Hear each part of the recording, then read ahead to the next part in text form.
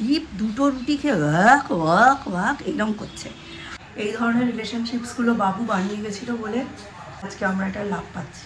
তারা যেমন টিফিনের ওপরে স্কুলে যায়, ও তেমনি ভালো ভালো খাওয়া দাওয়ার ওপরে। বিয়ের পর আর পরের মেয়েকে কি দোষ দিয়ে লাভ আছে বলে? এই যেদিন রান্না হয়ে যাবে এদের খাওয়া দাওয়ার এরকম রেলা, আর যেদিন রান্না হবে না মা খেতে দাও করে মায়ের মাথার গিলু চিবিয়ে খাবে। এই দীপ চা খেয়ে যা, এই কথার উত্তরে হ্যাঁ যাচ্ছি মা, এই কথা বলার দিনটা আস্তে আস্তে শেষ হয়ে আসছে। আর মাত্র 1-2 বছরের ব্যাপার, তারপর জীবনের স্রোত যেখানে বয়ে নিয়ে যাবে আমার ছেলেটা সেখানেই চলে যাবে। মা ছেলের বসে বসে গল্প করা, বাবার নামে নিন্দে করা, ভাইয়ের জন্য প্ল্যানিং করা, সবের আয়ু আস্তে আস্তে কমে আসছে। সুপ্রভাত সকলকে। দাঁড়িয়ে দাঁড়িয়ে এখন দাঁত মাজছে। আজকে সারাদিন বাইরে, কালকে সারাদিন বাইরে, আর তোর বাবা বলছে 3 দিন সকাল 8টায় বেরিয়ে যাবে অফিস। ভাবি সকালে জিমটা করে আসবো, সেদিনই বন্ধ করে। কালকে ওই জন্য সমস্ত রান্নাবান্না করে রাখলাম, জানো তো। রাত্রি 11:30টার সময় দাঁত বের করতে করতে নামলো, মা কালকে আমার সারাদিন চাপ। আলাম কেন, কি হয়েছে? বলছে সকালবেলা 7:30-8টায় বেরোবো, ঢুকবো 12:30, বিকেলবেলা 5টায় বেরোবো, ঢুকবো 11টা। আজকে হবে না, কি করবো? মনটাই খারাপ হয়ে গেল। এত প্রিপারেশন, রান্নাও নেই যে বাড়িতে রান্না করবো। রান্না বান্না তো সব করেই রেখেছি আজকে যাবো বলে। ঠিক আছে চলো, ওয়েলকাম টু মাই হ্যাফাজার্ড লাইফ। বিশেষ বেরিয়ে গেছেন, আমি এটা রোদে দিয়ে একটু যাব বাজারে। সূর্য উঠলে দেরি করে উঠুক, অসুবিধা নেই, একটু দিয়ে বাজারে যাব, দেখি হিমসাগর পাই কিনা। কালকে সরস্বতী দি 35 টাকা কেজি হিমসাগর এনেছে করতে। আমাকে একটু খুঁজতে হবে, ওরা যেমন এই খুঁজে খুঁজে বাজার করে, খুঁজতে হবে। দেখলেই দীপকে রুটি আর পায়েস দিয়েছি টিফিনে। দীপ না একদম মিষ্টি খাবার খেতে পারে না, আমি ভুলে গেছিলাম, এইবারে দিয়েছি। সূর্য তো ভালোই খাচ্ছে, ও তো মিষ্টির ভূত, ভালোই খাবে। দীপ দুটো রুটি খেয়ে ওয়াক ওয়াক ওয়াক এরকম করছে। আমি ভাবছি কি হলো, বলছে মা আমার গায়ের ভেতর কেমন গোলাচ্ছে, তুমি আমায় রুটি দিয়ে আলু ভাজা দিয়ে দিতে পারতে, তুমি তো ভেন্ডি আলু ভাজলে। আমার মনে পড়েছে হ্যাঁ তাই তো। মানে বিশ্বাস করো, কালকে দুবেলা এত রেঁধেছি। কালকে কত কি করেছি শোনো, মুগের ডাল করেছি পেঁপে দিয়ে, আচ্ছা আলু ভেন্ডি ভেজেছি, ভেন্ডির চচ্চড়ি করেছি, ওইদিকে পটল আলু দিয়ে পনিরের তরকারি করেছি, আবার এদিকে পটল কুমড়ো আলু হিং মটর এই দিয়ে একটা তরকারি করেছি, তারপরে পেঁপের তরকারি করেছি, ঝিঙে পোস্ত করেছি।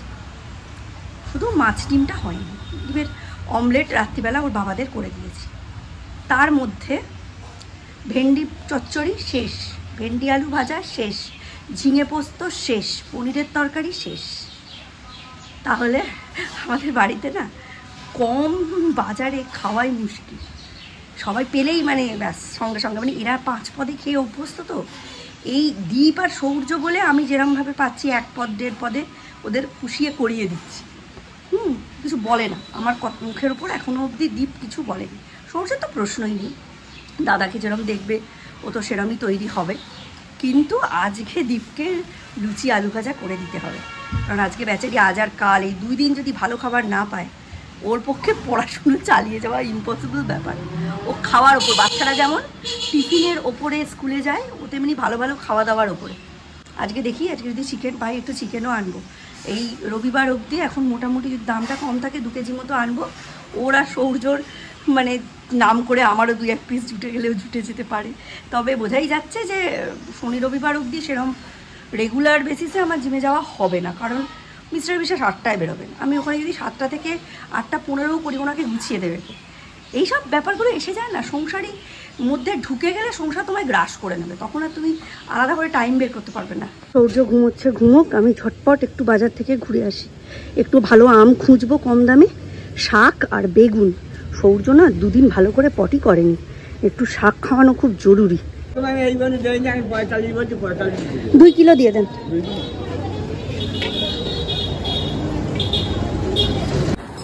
তাল শাঁস কত করে গো? হ্যাঁ 4টে 20 দিয়ে দেন। 1 কিলো পটল দিন তো। আম কত করে কিলো? চোখ ভালো থাকা দরকার। শাক দিয়ে দিও তো এক আটি। কত করে? বাবা চিকেন কত করে?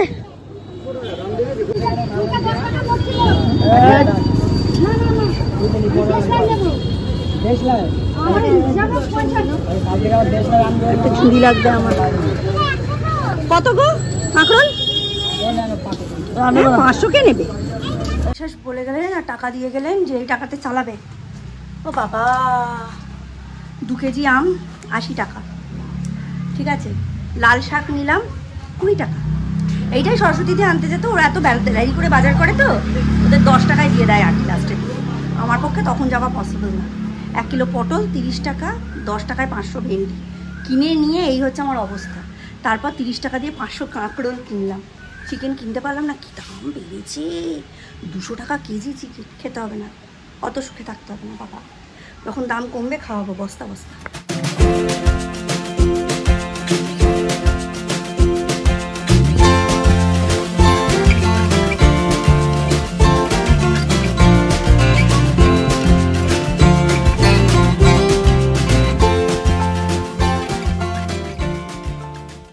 মাজো, মেজে তাড়াতাড়ি করো।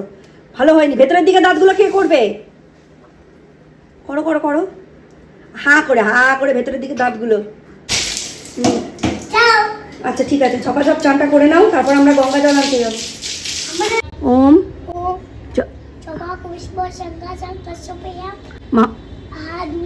ধন সর্ব পাপগ্নং। Very good. যাও, দাদার সাথে অনেক দিন পরে বেরোচ্ছ, দেখে রাস্তা পার হও।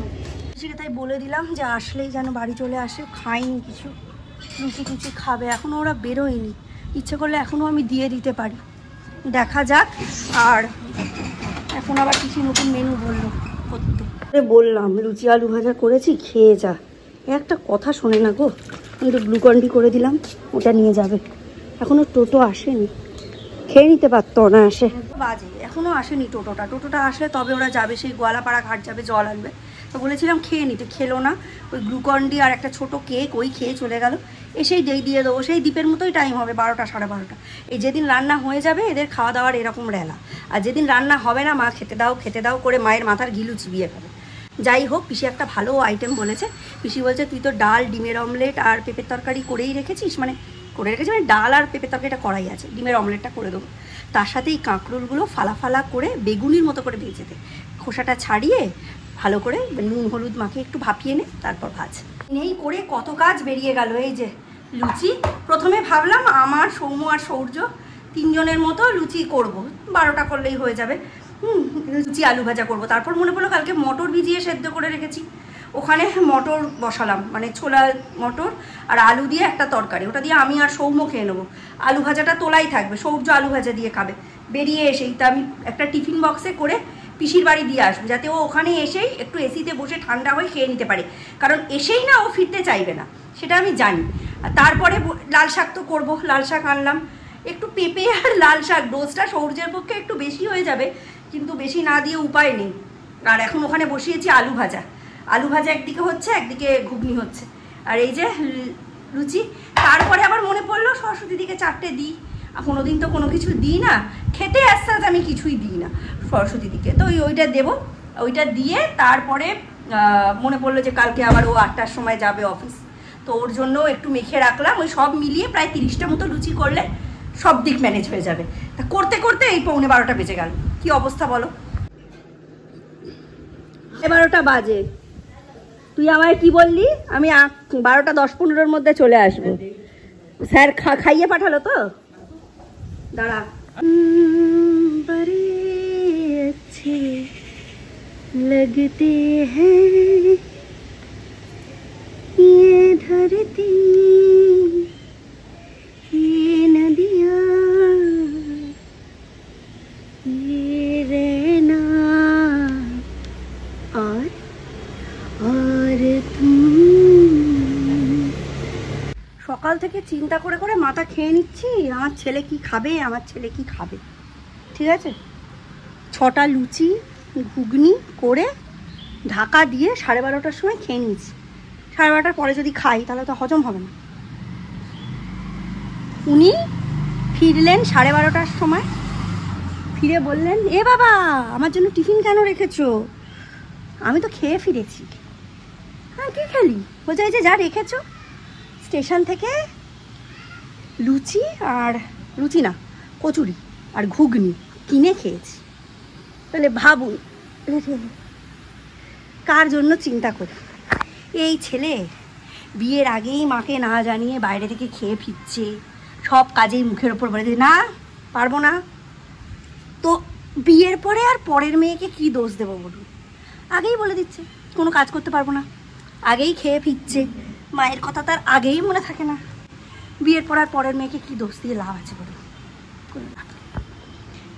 ভালো করে জামা কাপড়গুলো সব মেলে দিলাম, তবে আকাশের কন্ডিশন ভালো না, মনে হচ্ছে বৃষ্টি হবে।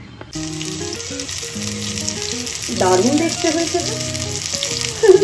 আমি আগে কোনোদিন খাইনি, লিখতে দিয়ে দেখি কি বলে। আজকে আমাদের দুপুরের মেনু আলু পেঁয়াজ ভাজা, লাল শাক, চাল কুমড়ো, মুগের ডাল আর তার সাথে হচ্ছে কাঁকরোলের বড়া।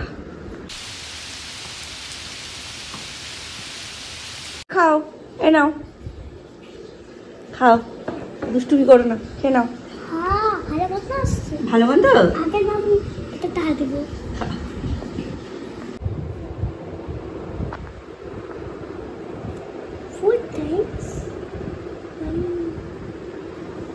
Very good. টু লেখো। দেখি দরজাটা খুলে ঝড় উঠেছে হালকা, কেমন লাগছে? ভালো ঝড় উঠেছে সূর্য, ভালো ঝড় উঠেছে, অসম্ভব সুন্দর হাওয়া দিচ্ছে, অসম্ভব সুন্দর, দারুণ লাগছে। আমি আর সূর্য এখন ছাদে চলে এসেছি, আমরা দুজনে ঝড় উপভোগ করছি। এমন নয় যে দাঁড়ানো যাবে না, এরকম নয়, খুব সুন্দর মনোরম একটা ওয়েদার। দেখো গ্রিন রেডটা কিরম উড়ছে, সূর্য বলছে মনে হচ্ছে ডানা মেলে এইবার আকাশে উড়ে যাবে, দারুণ লাগছে। আশা করছি তোমরা হাওয়ার শব্দটা পাচ্ছ। একটু আগেই বৃষ্টি হচ্ছিল, বিকেল থেকে বৃষ্টি হচ্ছে, এখন বন্ধ হয়ে গিয়ে অবস্থা দেখো, এটাকে কিরম ভাবে নাড়াচ্ছে হাওয়ায়, ঠক ঠক ঠক ঠক করে নাড়াচ্ছে। দেখ খালি সুপুরি গাছগুলো কিরম মাথা নাড়াচ্ছে, পাগল হয়ে গেছে। জিনিসটির নেশা আর ছাড়ছে না, নেট নেই, অফলাইন গেম লোড করে খেলছে। ছাদে নিয়ে আসলাম, তাও রেহাই নেই। বুঝো মেঘগুলো উড়ে উড়ে কোথায় যাচ্ছে দেখ তো, কোন দিকে যাচ্ছে? শিয়ালদা যাচ্ছে। ওই যে মেঘগুলো, ওই মেঘগুলো উড়ে উড়ে কোথায় যাচ্ছে? শিয়ালদা। তাহলে তো বাবার ওখানে অনেক বৃষ্টি পাঠিয়েছি, বাবার ওখানে তাহলে অনেক বৃষ্টি হবে, ভালোই হবে। বাবা পুরো ভিজে আসবে। তারপরে প্রায় আধা ঘন্টা ধরে মিস্টার বিশ্বাস গ্যারেজে দাঁড়িয়ে আছেন, এত বৃষ্টি হচ্ছে আসতেই পারছেন। এই সবে বৃষ্টিটা ধরেছে, এবার মনে হয় আসবে। আরে বাবা বাবা করছিস কেন? আসেনি, বললাম আসতে পারে, বৃষ্টিটা ধরেছে, আসতে পারে। অদ্ভুত মানুষ তো। প্রচন্ড বৃষ্টি, তবে আগের থেকে দাপটটা অনেকটা কমেছে, এখনো বৃষ্টি পড়ছে।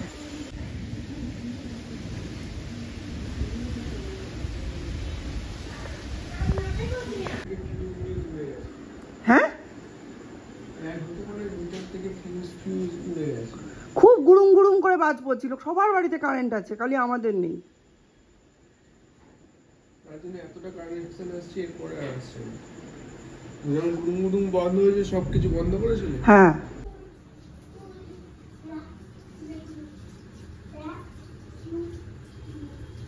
এখন আর কি করণীয় বুঝতে পারছি না। মিটার অবধি কারেন্ট আসছে, তারপরে আর কোনো কারেন্টের কানেকশন নেই, ওয়াইফাই নেই, ফ্রিজ জ্বলছে না, পাম্পের সুইচ কাজ করছে না, অ্যাকোয়াগার্ড কাজ করছে না। এখন মোমবাতি জ্বালিয়ে আমরা ডকেট করলাম ইলেকট্রিক অফিসে। আর এই যা ঝড় বৃষ্টির রাত্রি, কেউ আসতেও চাইছে না। কোন বাজে রাত্রি 10টা, আর এর থেকে ভালো লাইট সোর্স এখন কিচ্ছু অ্যাভেলেবেল নেই। এই যে অবস্থা এখন আমাদের। চলো আজকে আর ব্লগটাকে লেন্দি করতে পারবো না। দীপকে এখনো আনতে যেতে হবে, 11টা বাজলে। যা ঝড় বৃষ্টি, কি করে যে হবে কাজকর্ম জানি না, দেখা যাক। সব কিছুর মধ্যেই তুম রক্ষা কাবু করে আনা। চলো আজকের মতো ব্লগটা এখানেই এন্ড করছি। দেখা হবে নতুন একটা ব্লগে। ততক্ষণের জন্য tata, bye bye, good night, শুভরাত্রি। যদি আমার ব্লগ ভালো লেগে থাকে, যদি আমাকে ভালো লেগে থাকে, অবশ্যই চ্যানেলটা সাবস্ক্রাইব করে বেল নোটিফিকেশানটা অন করে দেবেন। লাইক করবেন, কমেন্ট করবেন, আর অনেক অনেক শেয়ার করবেন। সকলকে ব্লগটা দেখার জন্য অনেক অনেক ধন্যবাদ।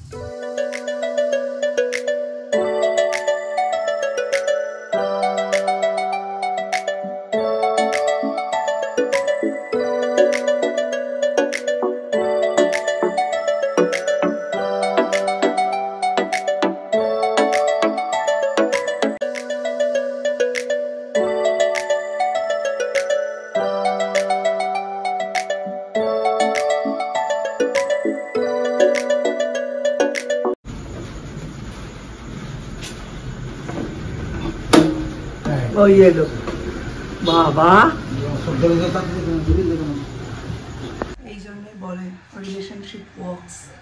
এই ধরনের রিলেশনশিপসগুলো বাবু বানিয়ে গেছিল বলে, এই ধরনের সম্পর্ক বাবু মেনটেন করেছিল বলে আজকে আমরা এটা লাভ পাচ্ছি।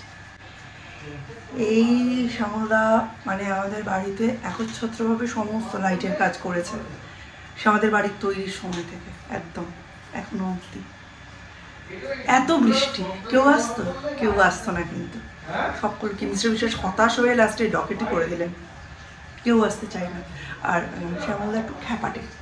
হ্যাঁ, যেতে পারবো না, চল পালাও, এখন হবে না, অনেক রাত্রি, কোনো লোক নেই, এই সেই।